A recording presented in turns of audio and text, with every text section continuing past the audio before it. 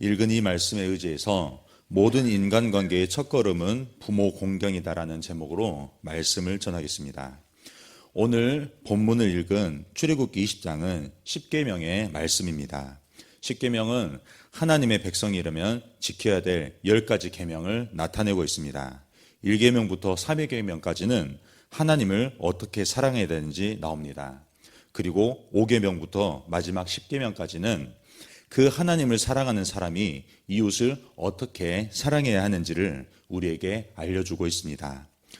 우리가 읽은 내 부모를 공경하라, 이 계명은 바로 5번째 계명입니다. 이웃사랑의 첫 번째 시작이 바로 부모를 공경하라는 말씀으로부터 시작한다는 것을 우리는 알 수 있습니다. 이 10계명을 겉으로 보면 사람이라면 누구나 마땅히 지켜야 될 도리에 대해서 우리에게 알려주는 것 같습니다. 이 도리를 우리는 도덕이라고도 표현할 수 있습니다. 인간이 지켜야 될 그 도리나 바람직한 행동을 바로 도덕이라고 표현합니다. 마음속에서 이 행동을 해야 될지 말아야 될지를 그 기준을 세워주는 잣대가 된다는 것입니다. 그리고 이 기준을 구체적으로 일상에서 어떻게 적용해야 될지를 바로 규정 짓는 것이 법이라고 표현할 수 있습니다. 누구나 지켜야 되고 또 따라야 되는 이 도덕과 법을 가지고 이 사회의 바람직한 행동 교범을 우리는 이렇게 지킬 수 있다는 것입니다. 대한민국에 사는 우리의 일상을 예로 들어보겠습니다. 우리가 횡단보도를 마음대로 건너지 말아야 될 이유가 무엇입니까? 바로 도로교통법이 우리 일상에서 작동하고 있기 때문입니다. 또한 우리가 누군가와 계약을 한다면 그 계약을 지켜야 되는 그 기준은 무엇입니까? 바로 민법에서 말하는 계약 절차가 우리의 삶 가운데 작동하고 있기 때문입니다. 만약에 이것을 어기고 누군가가 무단횡단을 하거나 또는 계약을 절차대로 진행하지 않고 법을 어긴다면 그거는 바로 범법자가 된다는 것입니다. 오늘날뿐만 아니라 역사적으로 보면 세상의 권세자들은 이 도덕과 법을 통해 나라를 다스리고 백성들을 통치했다는 것입니다. 그런데 오늘 우리가 읽은 이 십계명은 앞서 말씀드린 세상의 도덕과 법과는 다르다는 것입니다. 이 계명을 지으신 분이 단순히 세상의 통치자가 아니며 이 말씀을 받은 대상이 단순히 그 통치를 받는 평범한 사람들이 아니라는 것입니다. 출애굽기 19장 3절 말씀입니다. 모세가 하나님 앞에 올라가니 여호와께서 산에서 그를 불러 말씀하시되 너는 이같이 야곱의 집에 말하고 이스라엘 자손들에게 말하라. 내가 애굽 사람에게 어떻게 행하였음과 내가 어떻게 독수리 날개로 너희를 업어 내게로 인도하였음을 너희가 보았느니라 라고 말씀하십니다. 바로 이 말씀을 주신 분이 하나님이시라는 겁니다. 그리고 하나님은 자신의 백성의 대표인 모세에게 이 말씀을 주십니다.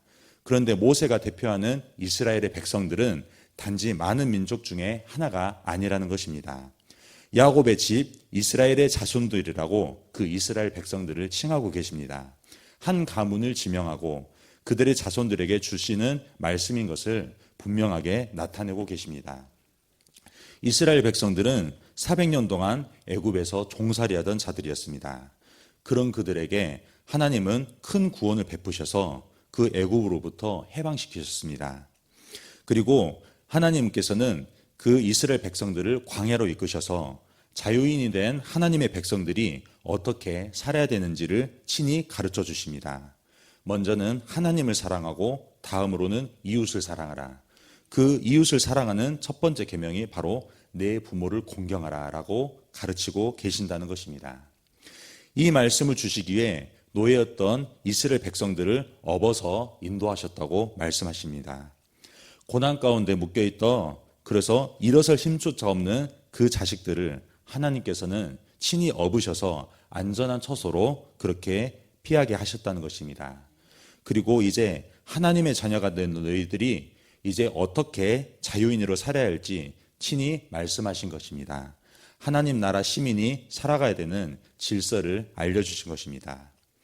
이 말씀대로 자녀들이 부모에게 공경할 때 과연 어떤 일이 일어난다는 것입니까? 두 가지를 말씀드리겠습니다.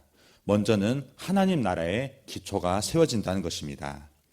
하나님과의 관계에 대한 계명이 1계명부터 4계명까지입니다. 그리고 인간과의 관계에 대한 계명이 나오는데 5계명 내 부모를 공경하라, 이 계명으로부터 10계명까지가 바로 이웃 간의 관계에 대한 계명으로 나온다는 것입니다. 이것은 단순한 순서가 아닙니다. 바로 중요한 원리를 드러내고 있습니다. 5계명인 부모 공경이 가정 안에서 바로 세워질 때 나머지 6계명부터 10계명까지 또한 바르게 지켜진다는 것을 이야기하고 있습니다. 다시 말해서 살인이나 간음, 도둑질, 거짓 증언, 탐욕과 같이 이 해당에는 죄들을 피하기 위해서는 반드시 5계명인 부모와의 관계가 먼저 바로 서는 공경이 이루어져야 된다는 것입니다. 이 5계명을 자녀가 지키는 것은 단지 개인의 도덕과 법을 지키는 일을 넘어섭니다. 바로 가정의 회복을 가져온다는 것입니다. 이 하나님 나라의 기초가 되는 가정이 회복되고 또한 그 회복된 가정들이 모여서 건강한 공동체와 사회, 나라를 세우는 그 출발점을 하나님께서는 말씀하고 계신다는 것입니다. 두 번째로는 바로 하나님의 언약이 계승된다는 것입니다. 내 부모를 공경하라, 이 5번째 계명은 단순히 윤리적인 도덕적인 요청이 아닙니다. 이 명령에 대한 순종은 하나님의 언약이 자녀들을 넘어서 미래 세대로 전달되는 바로 중요한 통로이기 때문입니다. 왜냐하면 하나님의 언약은 결코 한 사람의 열정이나 또한 탁월한 프로그램 또는 교육으로 전해지지 않기 때문입니다. 하나님께서 세우신 방법이 무엇입니까? 바로 부모 자녀 간의 신앙 계승이라는 것입니다. 자녀의 순종을 통해 언약의 계승이 이루어진다는 것입니다. 하나님의 언약이 그럼 무엇일까요? 창세기 12장 1절 말씀입니다. 여호와께서 아브라함에게 이르시되 너는 너의 고향과 친척과 아버지의 집을 떠나 내가 내게 보여줄 땅으로 가라. 내가 너로 큰 민족을 이루고 내게 복을 주어 내 이름을 창대하게 하리니 너는 복이 될지라. 너를 축복하는 자에게는 내가 복을 내리고 너를 저주하는 자에게는 내가 저주하리니 땅의 모든 족속이 너로 말미암아 복을 얻을 것이라 하신지라라고 말씀하십니다. 이 하나님의 언약을 받은 아브라함에게는 여러 자녀들이 있었습니다. 여종 하갈에서 낳은 이스마엘뿐만 아니라 아내 사라가 죽은 뒤에 후처로 얻은 그두라를 통해 6명의 아들을 더 가졌습니다. 그러나 아브라함에게 하신 그 약속은 오직 한 자녀 이삭에게만 흘러갔습니다. 이삭은 순종함으로써 언약의 계승자가 되었습니다. 하나님의 언약은 단순히 혈통을 따라 흐르지 않고 순종을 따라 흐른다는 것을 우리는 알 수 있게 됩니다. 그리고 하나님의 언약은 후대에 걸쳐 확대되고 발전된다는 것을 말씀을 통해 이야기하고 계십니다. 이삭의 자녀인 그 야곱에게 하신 말씀입니다. 창세기 28장 13절 말씀입니다. 또 본즉 여호와께서 그 위에 서서 이르시되 나는 여호와니 너희 조부 아브라함의 하나님이요 이삭의 하나님이라. 내가 누워있는 땅을 내가 너와 내 자손에게 주리니 내 자손이 땅의 티끌같이 되어 서쪽과 동쪽과 북쪽과 남쪽으로 퍼져나갈 것이며 땅의 모든 족속이 너와 내 자손으로 말미암아 복을 받으리라. 내가 너와 함께 있어 내가 어디로 가든지 너를 지키며 너를 이끌어 이 땅으로 돌아가게 할지라. 내가 내게 허락한 것을 다 이루기까지 너를 떠나지 아니하리라 하신지라 라고 말씀합니다. 야곱에게 하신 이 언약에는 축복의 내용에 더해서 동행과 보호 그리고 귀환과 언약의 완수 약속까지 포함되어 있습니다. 이는 할아버지 아브라함과 아버지 이삭의 언약을 계승함과 동시에 야곱에게 와서 언약이 점진적으로 확대되고 있는 것을 보게 되어집니다. 마치 강물이 상류에서 하류로 흐를 때 더 넓고 더 깊어지듯이 아브라함에게 주어진 이 언약은 야곱의 시대에 더 넓은 민족과 더 넓은 땅을 포괄하는 약속으로 확대되어진다는 것입니다. 그럼 여기서 우리는 질문을 할 수 있습니다. 여러분이 보실 때 이 야곱이 이삭보다 뛰어난 후손이라서 하나님께서 이 언약을 확장하신 것입니까? 더 깊고 견고하게 그 언약을 지키신 것입니까? 더욱 순종하고 더욱 분부고 공경을 하는 야곱이기 때문에 하나님께서 이 언약을 지키신 것이십니까?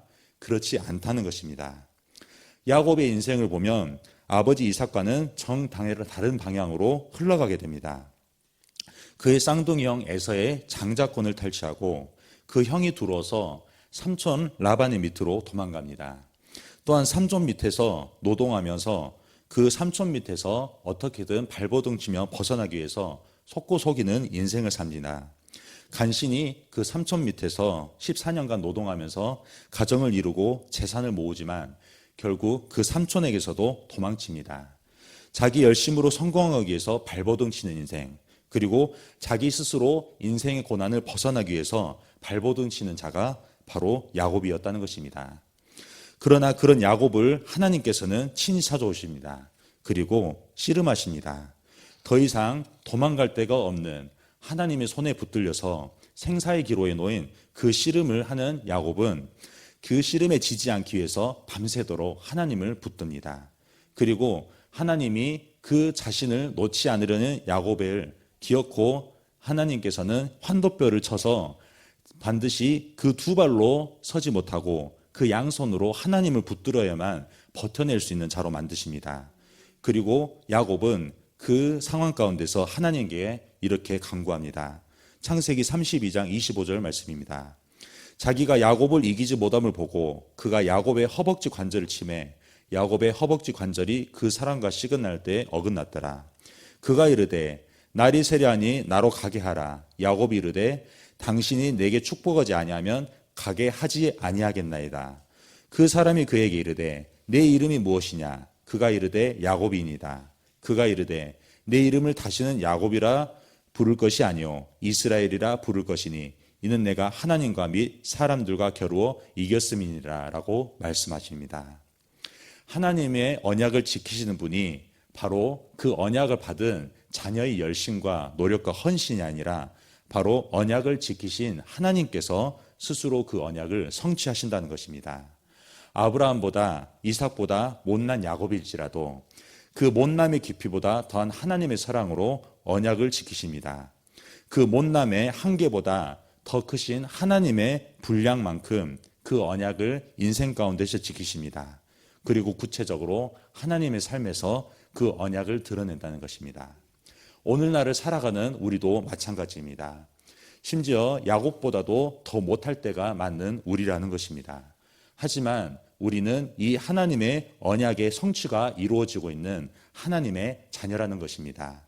그리고 이 언약의 성취를 바로 오늘날 이 십계명의 말씀을 통해서도 우리에게 약속하고 계십니다. 내 부모를 공경하라. 그리하면 내가 이 땅에서 장수하고 이 땅에서 생명이 길리라라고 말씀하십니다. 단지 하루하루의 인생을 연명하는 그 수명 연장이 아니라 이미 영생을 받은 하나님의 자녀로서 그 영생을 받은 자답게 이 땅에서의 삶을 담대하게 살아갑니다.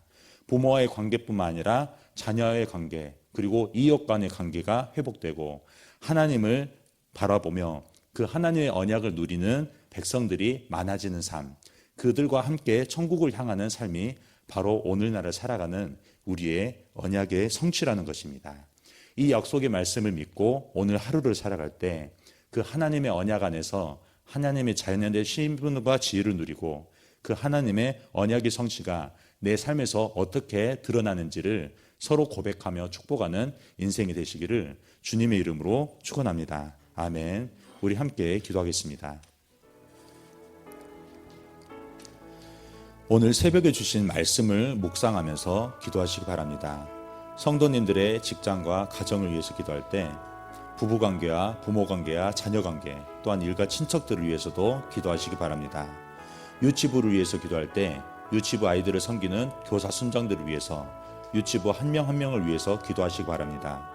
정선마을을 위해서 기도할 때 마을장님과 순장님, 순원분들을 위해서도 기도하시기 바랍니다. 전반기 양육과정과 필리핀 단기 선교를 위해서 기도합니다. 샤인 코스를 통해 복음이 무엇인지를 배우고 확신하는 일에 거하도록 제자훈련이 오늘 저녁 7시 30분에 있습니다. 그 제자훈련 가운데 하나님께서 우리에게 어떻게 제자의 삶을 가르치고 이끄시는지를 또 기대할 수 있도록 기도합니다. 단기 선교를 통해 주님과 함께 은혜의 복음을 증거하는 일을 기대하며 경험하도록 성도님들을 이끌어 주시옵소서. 담임 목사님의 가정과 건강과 성령 충만, 사모님과 자녀들을 위해서 기도할 때 성령님의 음성에 민감하여 항상 주님과 동행하는 삶을 살아가게 해달라고 기도하시기 바랍니다. 대통령과 나라와 민족을 위해서 해외 선교하시는 선교사님들과 농어촌 교회들을 위해서 또한 광신대학교를 위해서도 우리 함께 기도하겠습니다. 사랑과 은혜가 풍성하신 하나님 아버지 감사합니다. 우리에게 하나님의 언약을 주시고 그 언약을 지키시는 분이 우리의 열심과 노력과 우리의 최선이 아니라 하나님의 그 신실하심임을 우리가 알게 하시니 감사드립니다. 내 부모를 공경하라. 그리하면 내 하나님 여호와가 내게 줄 땅에서 내 생명이 길리라는 말씀이 우리의 삶에서 실제가 되고 복음이 되고 또 많은 사람들에게 구원이 될 수 있도록 우리를 축복의 통로로 사용하여 주옵소서.